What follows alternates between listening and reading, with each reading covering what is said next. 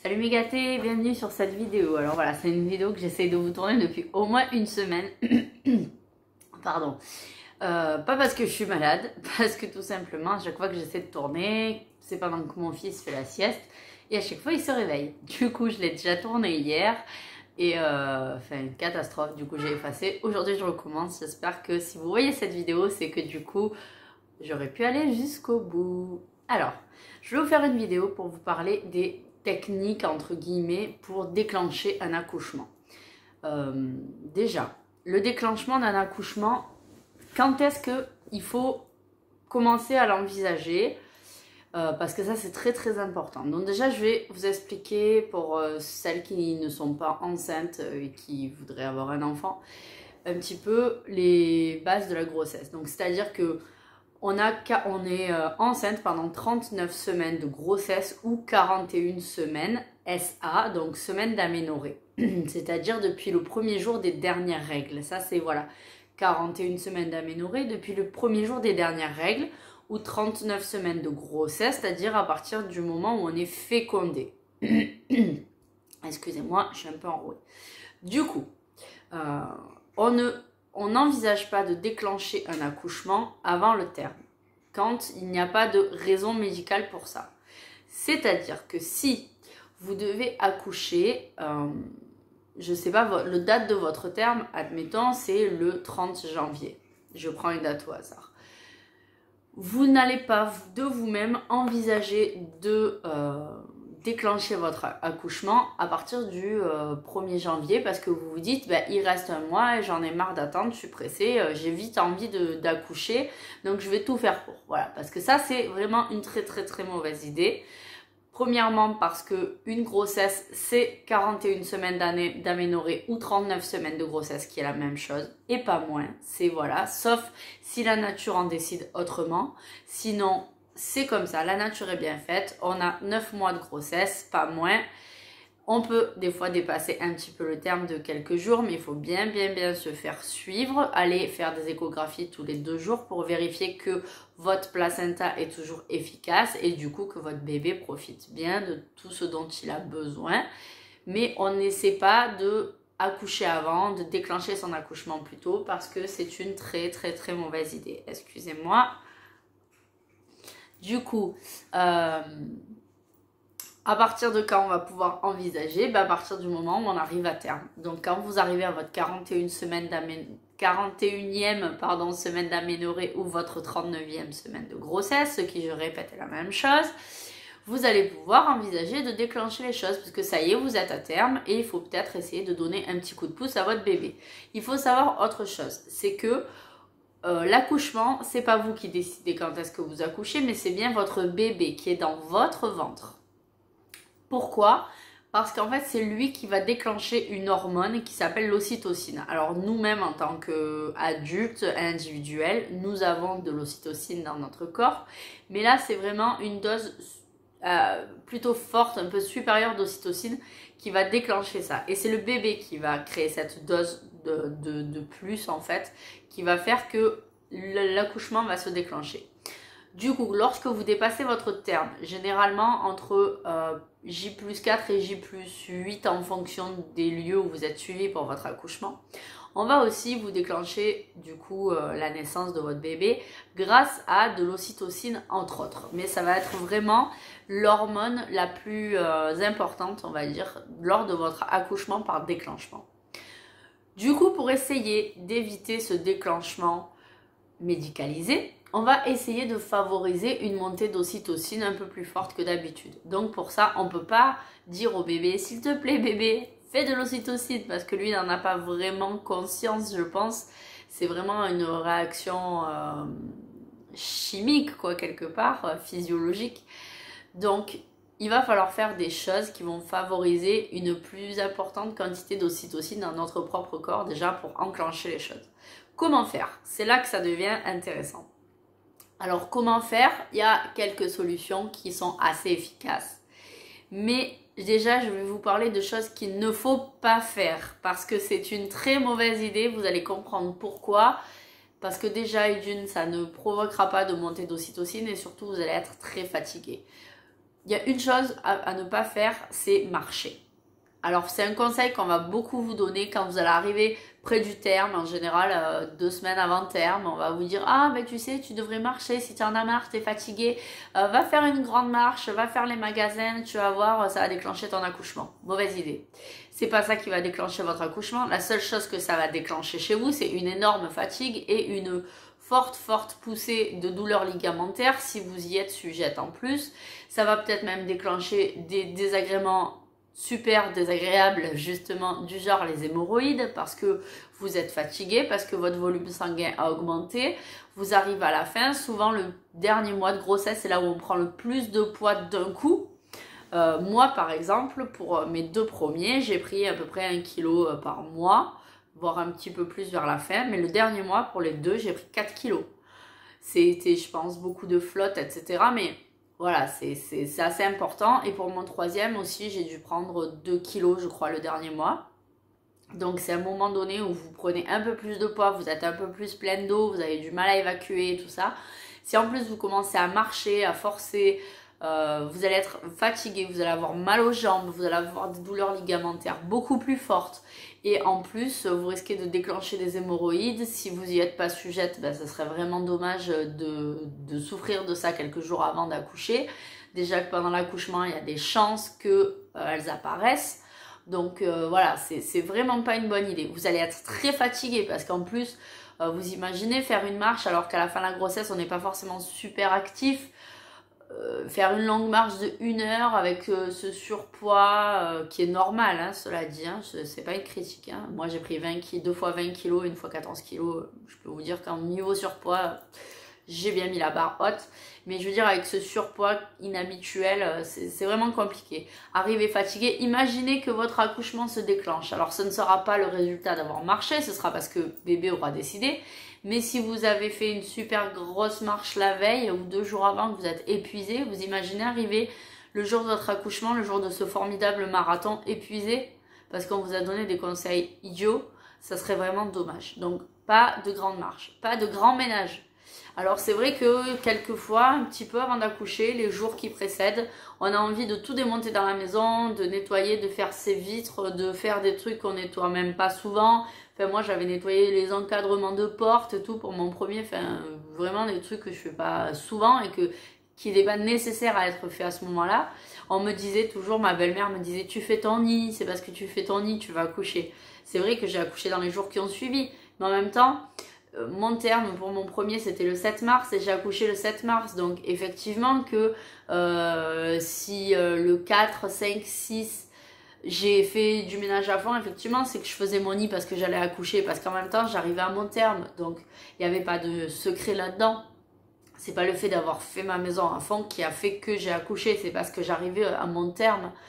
Du coup j'étais super fatiguée. En plus il faut savoir que moi pour mon accouchement du premier, j'ai eu mes premières contractions à 2 h du matin, j'ai pas spécialement dormi pendant la nuit, j'ai dormi après de 8 h à 10 h du matin et ensuite il s'est passé tout l'après-midi où j'ai pas fait de sieste, toute la soirée où j'étais en salle d'accouchement, j'ai accouché à minuit et demi, plus après on reste en salle d'accouchement pendant 2 heures si tout va bien pour vérifier que tout aille toujours bien, donc ça met du 2 h 30, puis l'excitation vous dormez pas, donc vous voyez ça fait de longues heures sans dormir avec l'accouchement et tout. C'est vraiment pas facile. Si vous vous épuisez les jours d'avant, c'est une vraiment mauvaise idée qui ne déclenchera pas votre accouchement mais qui ne fera que déclencher de la fatigue. Donc pas de marche, pas de gros ménage. Si vous avez vraiment des envies irrépressibles de faire du ménage, faites-le tranquillou. Demandez à quelqu'un de vous aider, de nettoyer pour vous au-dessus des meubles, etc. Enfin les trucs que vous avez vraiment d'un coup envie de nettoyer. Faites-le faire par quelqu'un. Asseyez-vous dans une chaise, regardez la personne faire. Je vous assure, ça sera ce sera très productif parce que votre maison sera quand même propre et vous ne serez pas fatigué. Évitez de faire de la voiture parce que la voiture ça va déclencher des contractions. Donc ça c'est pas le bébé qui les déclenche avec des montées d'ocytocine, c'est une réaction mécanique de l'utérus qui est un peu brinque-ballée. Donc vous allez avoir des contractions qui peuvent être très douloureuses, mais c'est des contractions de fatigue en fait, parce que la voiture c'est fatigant. Donc ça ne va pas vous aider. Et en plus, voilà, faire de la voiture, c'est fatigant aussi pour vous. Du coup, pareil, vous allez arriver le jour de l'accouchement épuisé. Donc franchement, c'est pas des bonnes idées. Après, on va vous donner des petites astuces du genre prendre de l'homéopathie, ça c'est une bonne chose. Boire des tisanes de feuilles de framboisier aussi, c'est une bonne chose. Ça va pas vous permettre de déclencher votre accouchement, ça va vous permettre surtout de tonifier votre utérus, que lorsque le travail sera engagé, votre utérus soit un peu plus, entre guillemets, efficace, qu'il soit un peu plus costaud pour supporter ça. Voilà, ça va vous aider un petit peu, mais ça ne va pas déclencher. On va aussi, pour les personnes qui ont des origines maghrébines, par exemple, j'entends souvent ce conseil, c'est de manger des dattes pour déclencher l'accouchement. Manger des dattes ne déclenchera pas votre accouchement. Vous pouvez manger des dattes même si vous êtes à 6 mois de grossesse, 5 mois de grossesse. Rassurez-vous, vous ne ferez pas un bébé prématuré parce que vous avez mangé des dattes. Là, je pense, c'est les fêtes de Noël qui approchent. Il y a souvent pour les 13 desserts, il y a des dattes farcies avec des pâtes d'amande et tout ça. Vous pouvez en manger sans culpabiliser en vous disant que peut-être vous allez accoucher prématurément. Il n'y a pas de souci. C'est un conseil, c'est une croyance populaire en fait. C'est un conseil désuet, mais c'est vrai que dans les communautés maghrébines ou orientales, on l'entend souvent, c'est marrant. Mais voilà, il n'y a pas de risque, ne vous inquiétez pas. Alors du coup, pour en venir aux solutions qui elles vont vous aider surtout à déclencher votre accouchement, mais c'est pas dit que ça marche, hein, c'est pas fiable à 100%, mais ça va vraiment aider au déclenchement, c'est de vous reposer.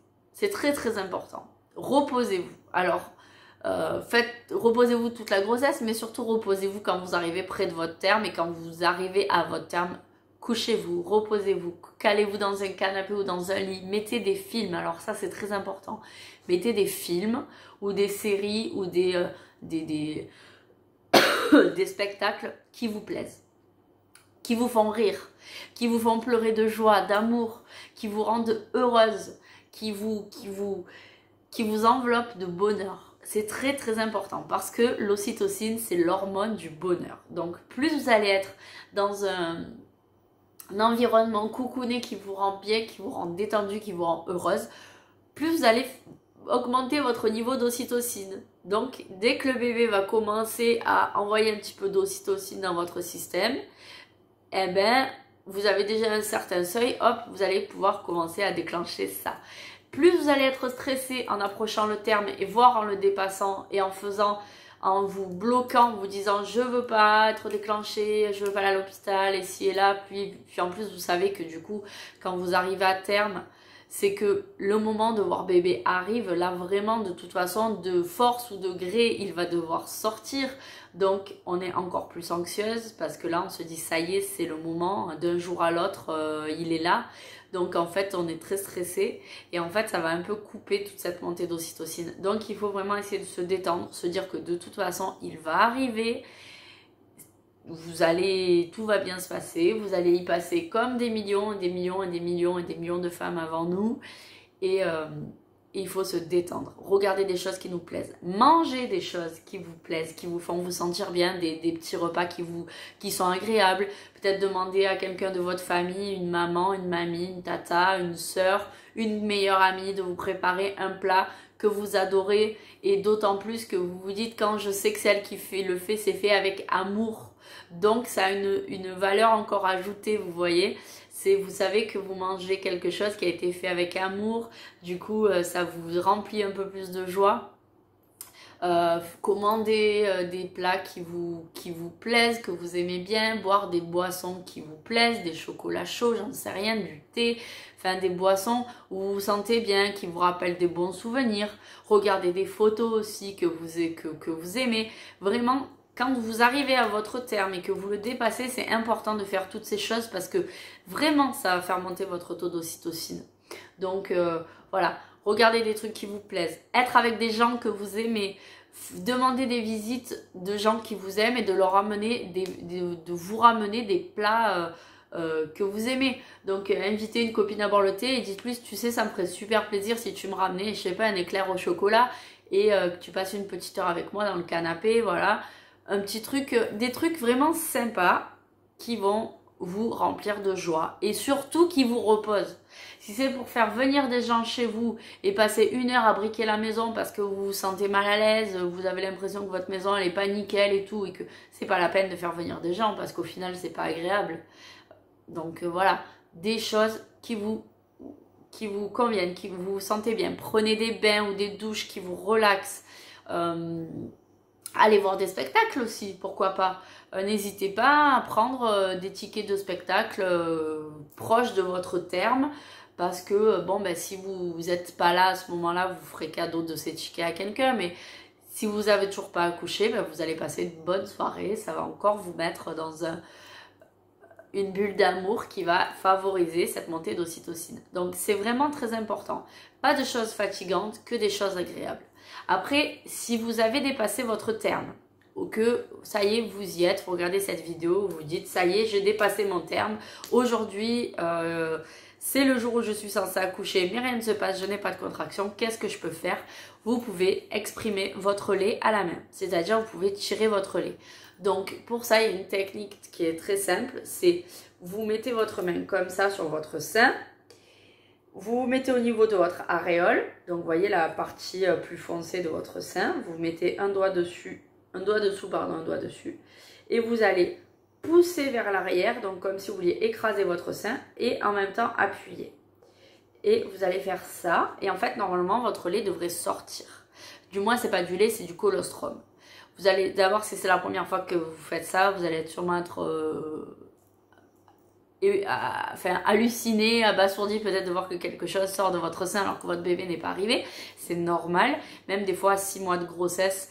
Moi ça m'est arrivé d'avoir une grosse montée de colostrum alors que c'était pas le moment pour moi d'accoucher, mais voilà, on a du colostrum, c'est normal. Donc ça va aussi favoriser le déclenchement. C'est des conseils qu'on peut vous donner si vous prévoyez des accouchements en salle nature, que vous avez fait un dépassement de terme, que voilà, vous avez un déclenchement dans certains hôpitaux où on est plus porté sur des méthodes naturelles et douces. On va voilà, vous préconiser de faire des choses agréables, mais aussi de tirer votre lait. Si vous avez déjà allaité ou que vous avez du matériel ou une amie qui allaite, demandez-lui si elle a un tire-lait manuel. Donc c'est un petit appareil que vous allez mettre sur votre poitrine et vous allez un petit peu tirer votre lait. Alors il ne faut pas faire ça pendant 3 heures. Hein. Vous faites ça pendant 2-3 minutes et puis dans 1 heure vous recommencez. Mais ne vous faites ça que si vous avez dépassé votre terme. Avant ça ne marchera pas. Ça risque de vous faire des contractions douloureuses qui ne mèneront à rien. C'est vraiment stupide de faire ça si vous n'avez pas dépassé votre terme. Donc voilà, ça c'est des petites astuces qui vont vous aider. Vraiment, c'est très très important de ne rien faire avant le terme. Pourquoi? Parce que même si on va dire que 4 semaines avant la fin de votre terme, c'est-à-dire la 37e semaine d'aménorrhée ou la 35e de grossesse, on dit que les bébés sont viables, c'est-à-dire qu'ils peuvent naître sans avoir besoin d'aide médicale. C'est faux. Il y a des bébés qui naissent à terme, qui naissent même après terme et qui ont besoin d'aide médicale, qui ont besoin d'une petite aide pour respirer, qui ont besoin d'oxygène pendant quelques heures, quelques jours, qui ont besoin d'être en couveuse parce que déjà les bébés ne régulent pas leur température, mais des fois ils peuvent avoir une perte de température un peu rapide. Il va falloir faire du pot à pot, ensuite entre 2 pots à pot les mettre un petit peu en couveuse pour les tenir bien au chaud. Ça serait vraiment dommage de jouer avec le feu et la vie de votre bébé parce que c'est clairement ça. De lui faire mettre des tuyaux, des machins, des trucs, des perfusions juste parce que vous en avez marre d'attendre. Une grossesse, c'est 9 mois, c'est pas moins. Ça peut dépasser un petit peu 42 semaines d'aménorrhée. Dans certains pays, on va même des fois jusqu'à 43 semaines d'aménorrhée. Mais si on est bien suivi médicalement, c'est toujours pareil parce qu'en fait, votre placenta a une durée de vie. Le bébé ne peut pas rester longtemps dans le ventre. Le placenta, passé 9 mois, il commence à se calcifier. Donc il va avoir des petites calcifications, des petits nodules un peu durs qui vont faire qu'en fait il y a de moins en moins de nutriments qui vont arriver à passer à travers pour aller dans votre bébé. Donc il faut bien vérifier ça. Ça sert à ça les échographies tous les 2 jours après le dépassement de terme pour vérifier que votre placenta fait bien les échanges entre vous et votre bébé. pour être sûr que tout aille bien. Puis on vérifie bien sûr que le cœur du bébé aille bien, que voilà, qu'il n'y ait pas de problème en plus, mais c'est très important.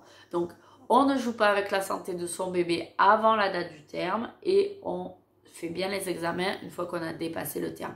Mais logiquement, si vous suivez bien ces conseils de faire des choses agréables qui vous détendent, de voir des gens qui sont cool, qui vous gâtent, de faire des petites sorties en amoureux, des petits restos, des petits cinémas et tout ça, de manger des trucs sympas et de tirer votre lait si vous avez dépassé votre terme, vous devriez être en bonne voie pour que votre accouchement se déclenche sans aide médicale. Voilà. Et si vous êtes peut-être en train de me regarder et que vous êtes à l'hôpital, que vous êtes sur un déclenchement, que le tampon de Propès par exemple n'a rien fait ou que tout s'est arrêté, vous pouvez aussi demander à le personnel médical un tire-lait pour tirer votre lait. Vous allez voir, ça va réactiver un petit peu tout le processus de naissance en fait. Donc voilà, j'espère que mes conseils vous auront aidé, vous auront plu. Si vous avez d'autres astuces, n'hésitez pas à les noter dans les commentaires, ça me ferait super plaisir. Et puis je vous fais de gros bisous et je vous dis à très bientôt. Et j'ai réussi à faire la vidéo, mon fils ne s'est pas réveillé. Je vous fais de gros bisous, à très bientôt.